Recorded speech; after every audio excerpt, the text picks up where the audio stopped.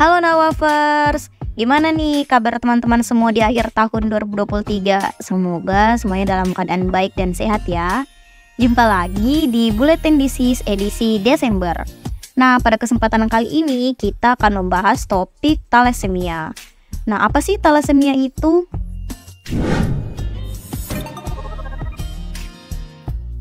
Jadi, thalassemia adalah sekelompok kelainan genetik heterogen yang diakibatkan oleh penurunan sintesis rantai alfa atau beta hemoglobin.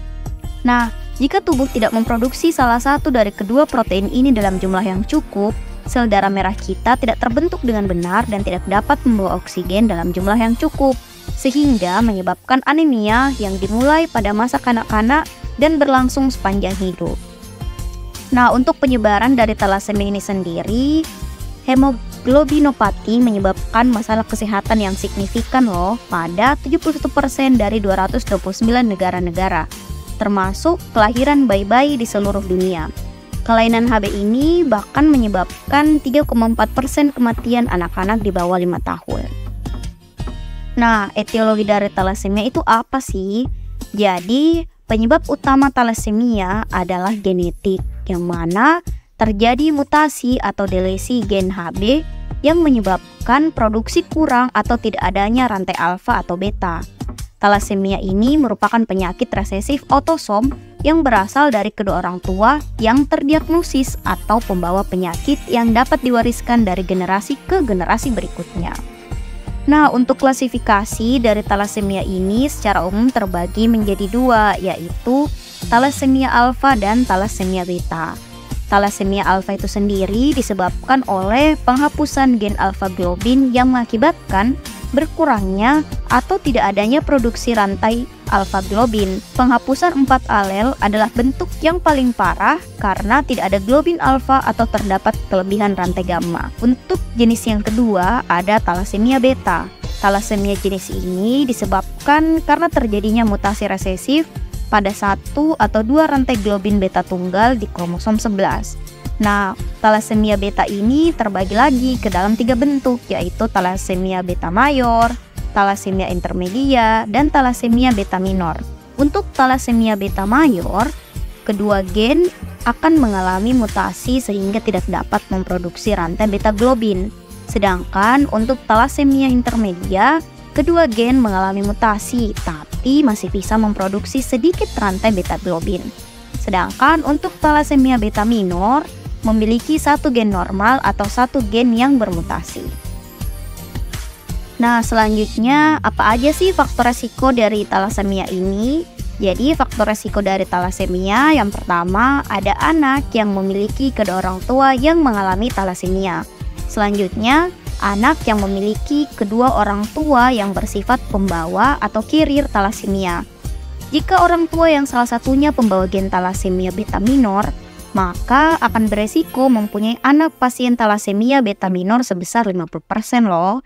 Sedangkan orang tuanya yang membawa gen thalassemia beta minor sebagai pembawa sifat, maka mereka dapat kemungkinan 50% anaknya thalassemia beta minor, 25% thalassemia beta minor, dan 25% sisanya sehat. Selanjutnya, kita masuk ke patofisiologi dari thalassemia. Seperti pada bagian berikut. Jadi, untuk thalassemia alfa terjadi akibat mutasi pada kromosom 16, di mana rantai globin alfa terbentuk sedikit atau sama sekali tidak terbentuk, sehingga rantai globin yang ada membentuk HB bar atau gamma 4 dan HBH atau beta 4. Tetramer tersebut tidak stabil dan badan inklusi yang terbentuk mempercepat destruksi dari eritrosit. Sedangkan untuk thalassemia beta terjadi akibat mutasi gen globin beta sehingga produksi rantai globin beta menjadi berkurang atau tidak terbentuk sama sekali. Rantai globin alfa yang terbentuk tidak semua dapat berikatan dengan rantai globin beta sehingga terjadi peningkatan HbF dan HbA2. Selain itu, terbentuk pula rantai tetramer alfa yang tidak stabil yang mudah terurai. Sehingga rantai globin alfa bebas tersebut tidak larut, kemudian membentuk presipitat yang memicu lisisnya eritrosit di mikrosirkulasi atau limpa dan destruksi di sumsum tulang. Nah, selanjutnya apa aja sih manifestasi klinis dari thalassemia itu? Jadi, manifestasi klinis thalassemia mayor umumnya sudah dapat kita jumpai sejak usia 6 bulan loh. Gejala klinis yang dapat kita jumpai yakni tampak pucat, perut membesar karena terjadi hepatosplenomegali, gagal tumbuh, gizi kurang, perawakan pendek, pubertas terlambat, dan hiperpigmentasi kulit. Juga dapat disertai dengan sklera ikterik, facies scoli atau dahinya menonjol, mata menipit, jarak kedua mata melebar, maksil hipertrofi, dan maloklusi gigi. Nah, bagaimana alur diagnosis dari thalassemia itu? Sudah dijelaskan pada algoritma berikut. Selanjutnya, untuk rekomendasi diagnosis thalassemia juga sudah ada pada tabel berikut, di mana secara umum diagnosis dari thalassemia akan terbagi menjadi thalassemia grade A dan thalassemia grade B. Selanjutnya kita melangkah ke tata laksana. Gimana sih penata laksanaan dari thalassemia itu sendiri? Jadi, jika pasien sudah terdiagnosis thalassemia, tata laksana yang bisa kita lakukan yaitu transfusi darah, kemudian nutrisi dan suplementasi, kemudian bisa juga splenektomi, transplantasi sumsum tulang, vaksinasi, dan dukungan psikososial.